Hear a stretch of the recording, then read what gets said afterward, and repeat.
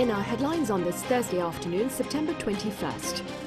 President Yoon Suk-yeol seeks solidarity against broader threats to peace and prosperity at the United Nations platform amid widening gaps in economic development, climate campaign and digital adoption. Meanwhile, the Biden administration is warning yet again against exchange of weapons and related technology between North Korea and Russia, adding that it remains committed to countering such cooperation. And authorities here assess the broader implications of the U.S. Federal Reserve's September decision to hold steady its interest rates while leaving the door wide open for additional hikes down the road. We start at the UN podium in New York Wednesday local time, where President Yoon Suk-yeol, as widely expected, raised concern over potential cooperation between North Korea and Russia on the weapons front. Our senior correspondent Oh Soo-young covers his remarks. President Yoon Suk-yeol says a reform may be due for the United Nations' most powerful body on global security, expressing his host's firmest stance yet against Russia's potential arms cooperation with North Korea and its ongoing invasion of Ukraine. In his speech to the United Nations General Assembly on Wednesday, Yoon said if Pyongyang acquires the information and technology needed to enhance its weapons of mass destruction in exchange for supplying Moscow with conventional weapons, this would amount to a direct provocation threatening the peace and security of both Ukraine and South Korea.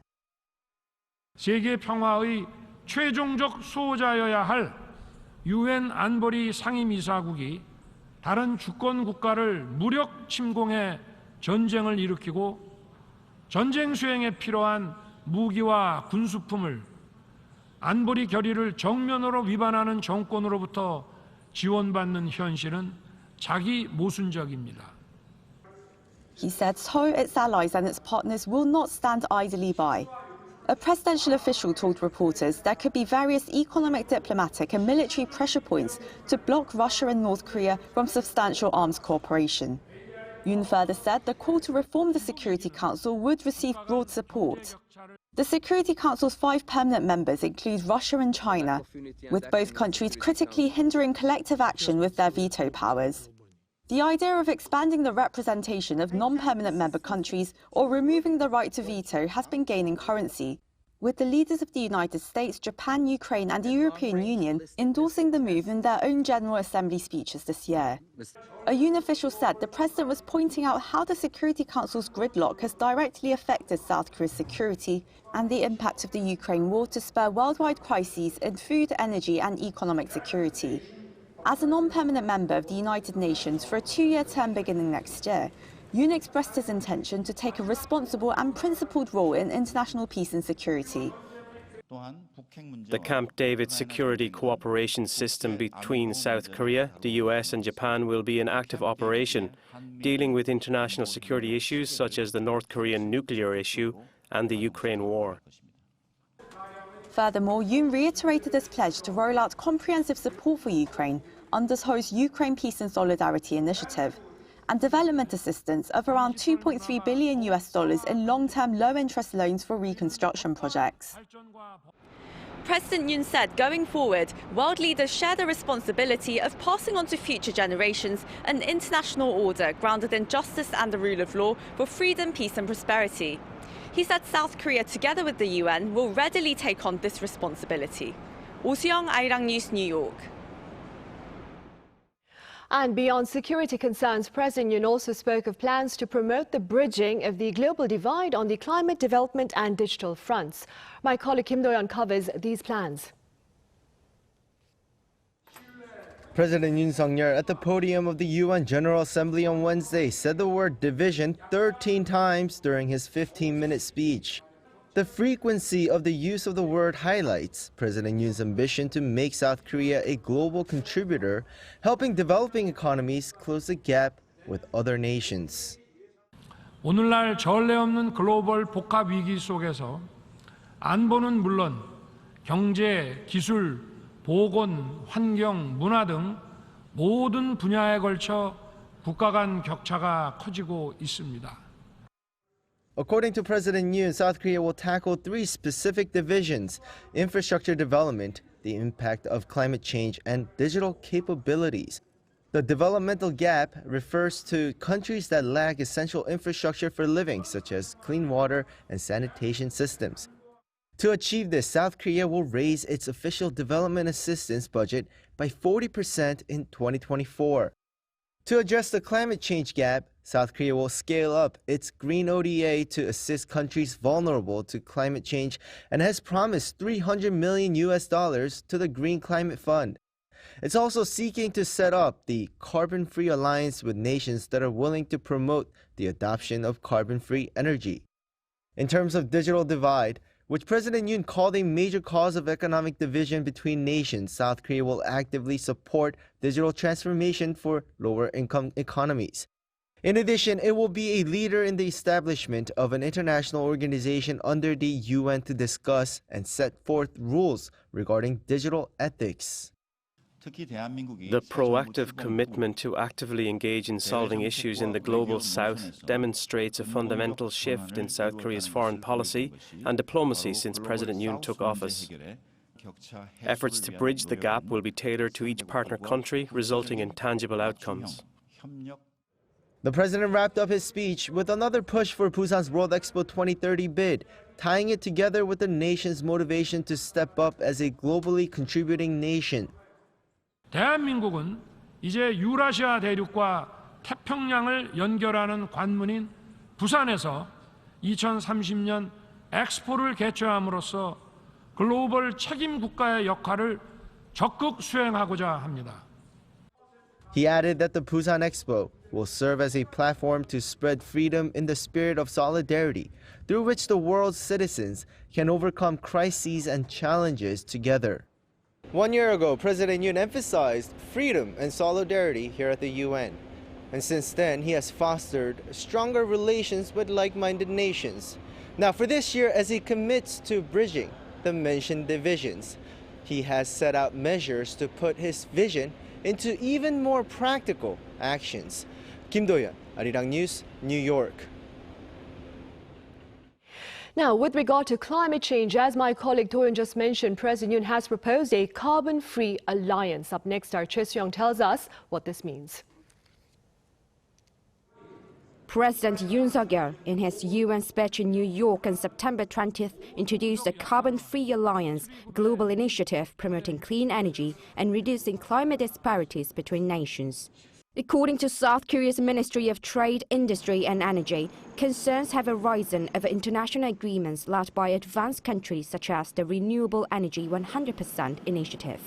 RA100 is an initiative where many of the world's biggest companies have signed up to use 100% renewable energy by 2050. It's claimed that such agreements focus solely on renewable energy, neglecting diverse energy patterns such as nuclear or hydrogen power in different regions. The ministry says some companies in countries like South Korea with limited renewable energy sources see this as a trade barrier due to higher costs. Expanding carbon-free energy like nuclear power and hydrogen globally is challenging with only private efforts, as countries having varying systems and standards.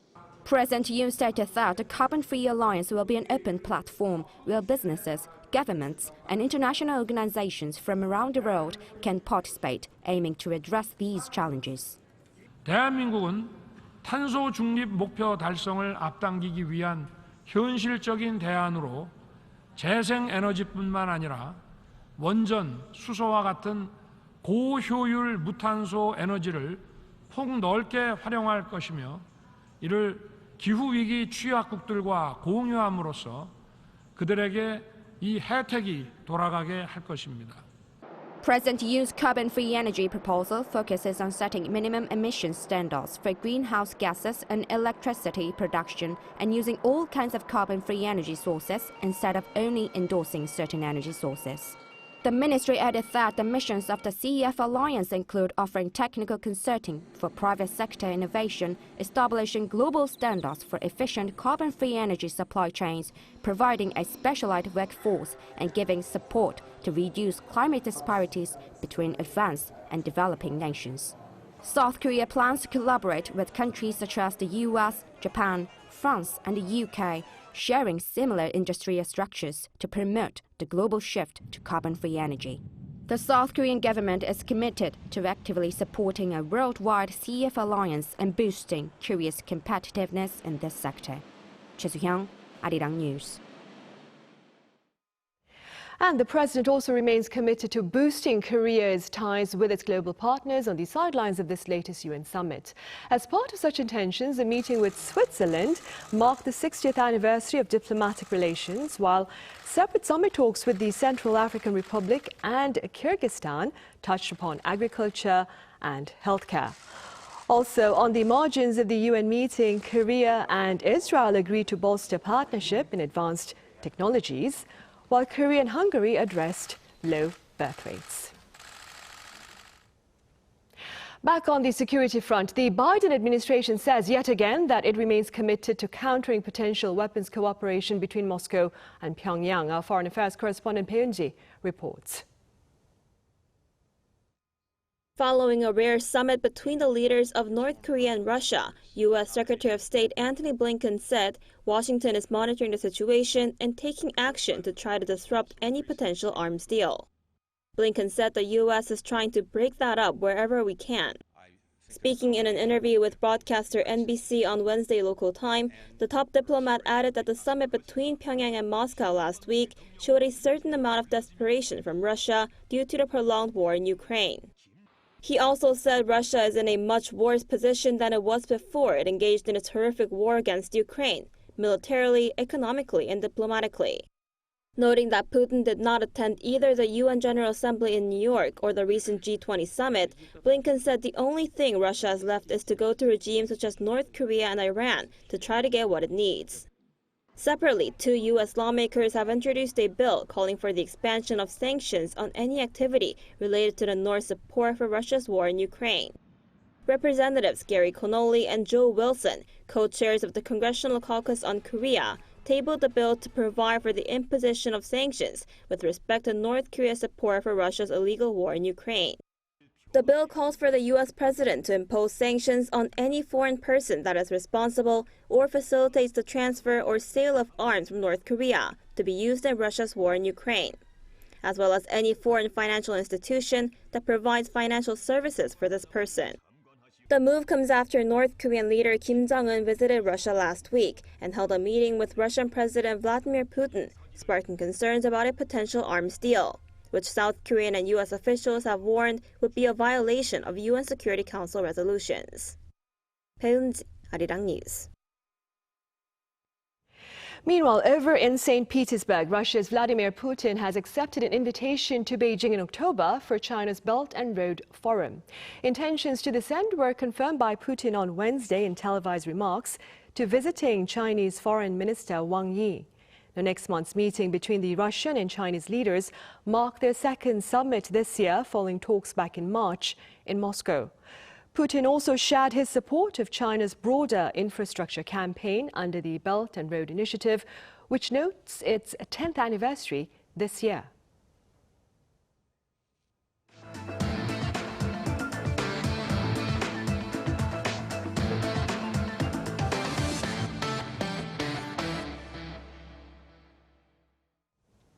Policymakers here in Korea analyzing the broader implications of the U.S. Federal Reserve's most recent rate freeze amid the possibility of hikes down the road. Our Park Ko-nu has details. The interest rate gap between South Korea and the U.S. remains unchanged following the U.S. Fed's latest decision to freeze interest rates for the second time this year.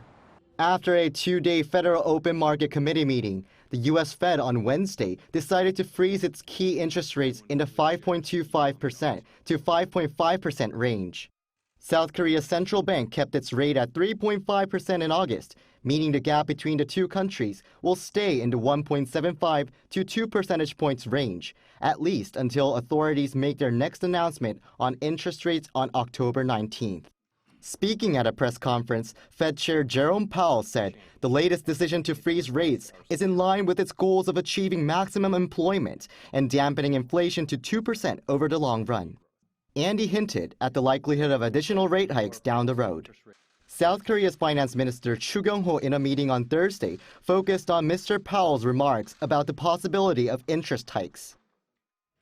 Following the Fed's decision, it seems that there is a high possibility that high interest rates will remain longer, along with increased volatility in the global financial markets.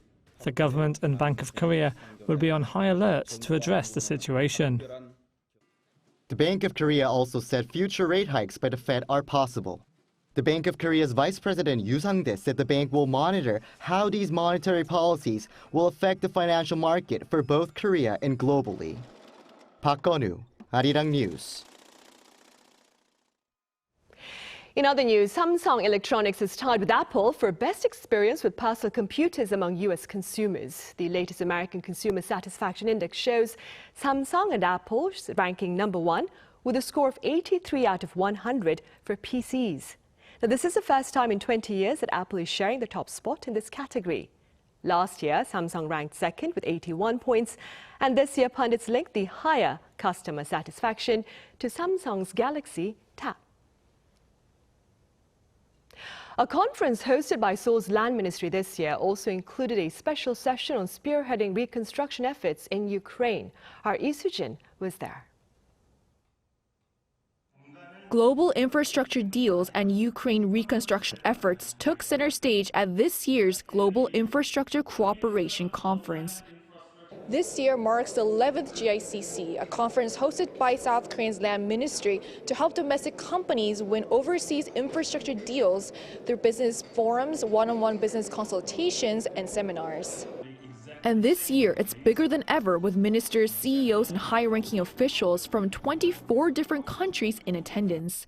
Land Minister Won Il-yong's Filipino counterpart, Secretary Manuel Banoan, said he came to the conference to show his appreciation to the South Korean government for its infrastructure work in his country. Appreciative also of the assistance extended to the Philippines. The Bataan Interlink Bridge will definitely boost up the economic development of the country.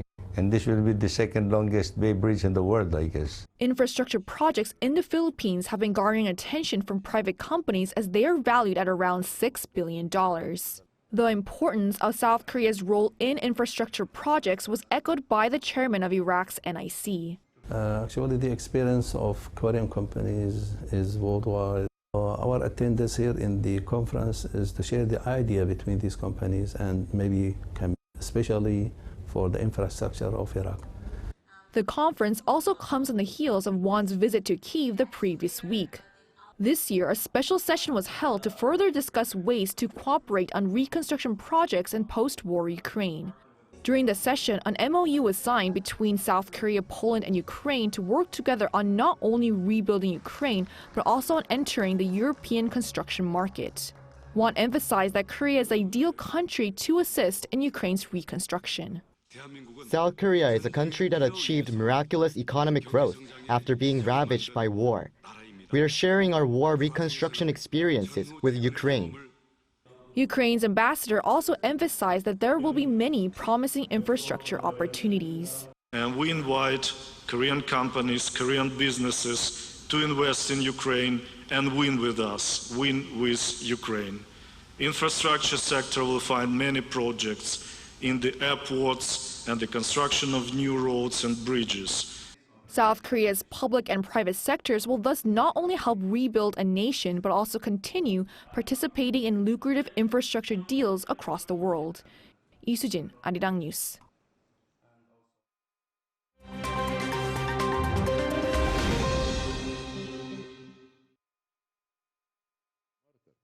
Let's take a look at what's going on in the world now. At the United Nations Security Council, Ukrainian President Volodymyr Zelenskyy called for Russia to be stripped of its veto power.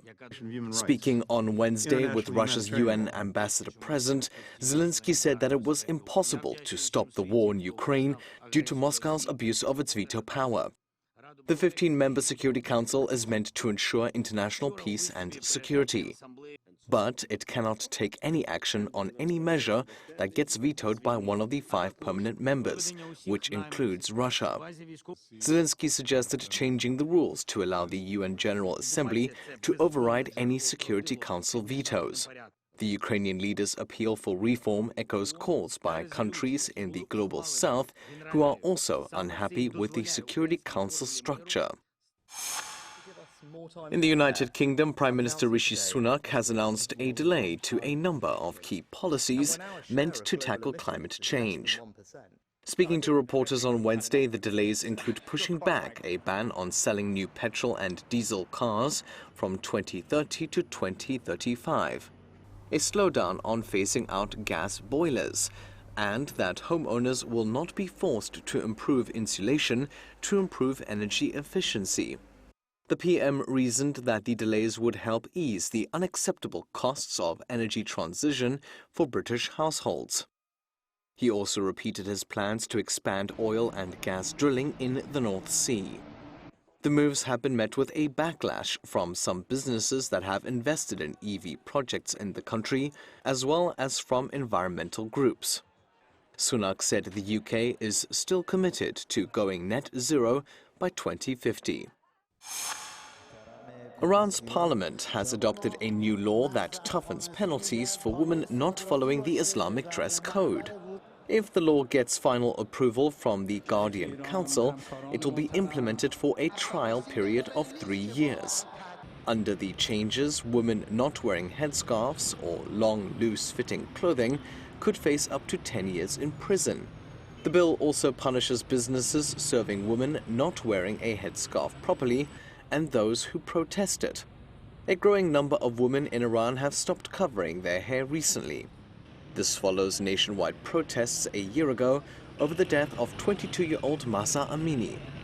She died in the custody of Iran's morality police last year after being arrested for allegedly not wearing her hijab correctly. And finally, researchers have discovered what may well be the oldest man-made wooden structure dating back almost 500,000 years. According to a study published in the journal Nature on Wednesday, the structure is composed of overlapping logs attached together with a notch. The structure was unearthed in 2019 in a riverbed in Zambia, near its border with Tanzania. A few wooden tools were also discovered. It's believed that the structure was used as the base for a walkway or a platform. Its age means that it could have even been made by an extinct species of humans. The find could also mean that Stone Age humans stayed at the site for an extended period or made frequent return visits. Matthew Ashley, Arirang News.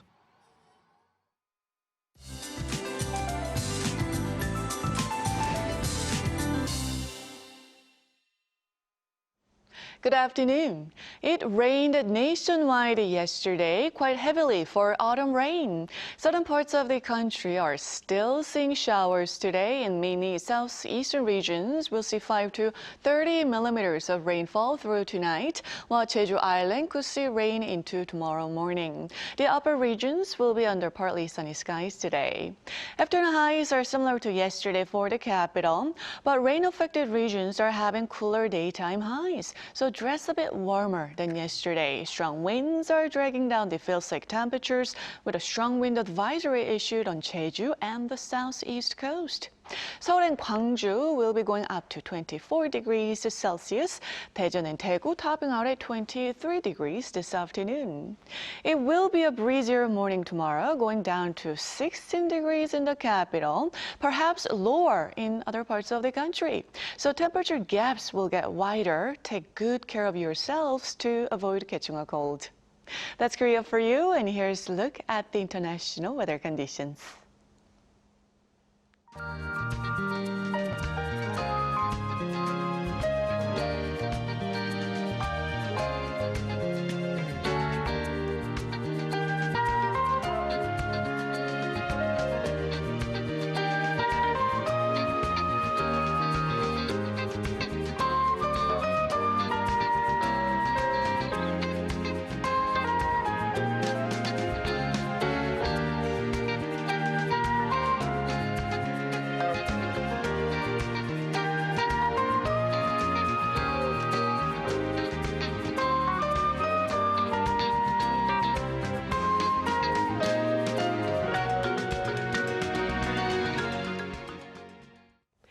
And those are the headlines at this hour here in Korea. We return with our panel session in a few minutes, so do stay with us. Thank you for now.